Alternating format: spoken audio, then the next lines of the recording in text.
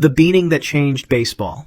On August 16, 1920, thousands of fans packed New York's Polo Grounds to watch the Cleveland Indians face the Yankees. Chapman was Cleveland's star shortstop, known for his quick reflexes and exceptional fielding. The afternoon game moved at a typical pace until the fifth inning when Chapman stepped to the plate. Yankees pitcher Carl Mays threw with a distinctive submarine delivery, releasing the ball from an unusually low angle.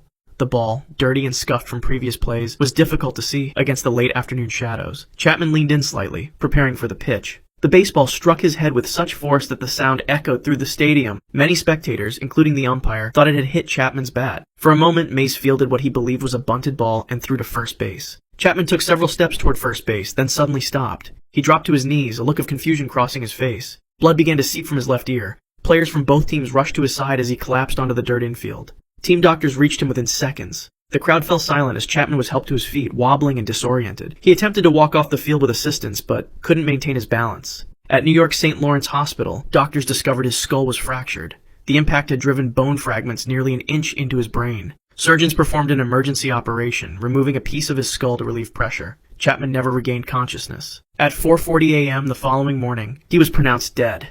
The 29-year-old became the only player in Major League Baseball history to die from an injury sustained during a game. The tragedy changed baseball forever. The league soon banned the spitball and other pitches that doctored the ball. More importantly, umpires began regularly replacing dirty balls with clean ones, making them easier for batters to see, a practice that continues to this day.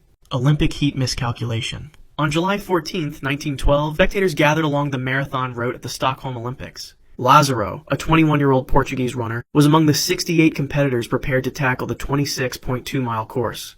The weather conditions were unusually brutal for Sweden. Temperatures reached 89 degrees Fahrenheit with high humidity and no cloud cover. Before the race, Lázaro made a critical decision based on faulty medical understanding of the time. He covered large portions of his body with a thick layer of suet, animal fat typically used for cooking. This was common practice among some athletes who believed it would prevent sunburn and reduce water loss through the skin. At 1:45 p.m. the marathon began. Lázaro started conservatively, settling into a steady rhythm as the pack made its way through Stockholm's streets. Spectators noted his determined expression as he passed the early checkpoints. For the first 10 kilometers, he appeared strong and composed. As the race progressed, the temperature continued to climb. By the 25-kilometer mark, many runners were showing visible signs of heat distress. Lázaro began to struggle. His pace slowed. Witnesses reported seeing him stagger slightly, his gait becoming irregular. The suet coating, rather than protecting him, was preventing his body from cooling through natural perspiration. At the 30-kilometer mark, near the town of Sollentuna, Lázaro suddenly veered to the side of the road. His legs buckled beneath him. He collapsed onto the dusty surface, unconscious. Race officials and medical personnel rushed to his aid. His skin was alarmingly hot to the touch, yet completely dry. Doctors at the scene recognized the symptoms of severe hyperthermia. Lázaro's core temperature had risen to dangerous levels. His pulse was rapid but weak. Despite having water poured over him and being transported quickly to a nearby medical facility, his condition deteriorated rapidly. For several hours, medical staff fought to lower his temperature and restore fluid balance. His organs began shutting down one by one as the accumulated heat damage spread throughout his system.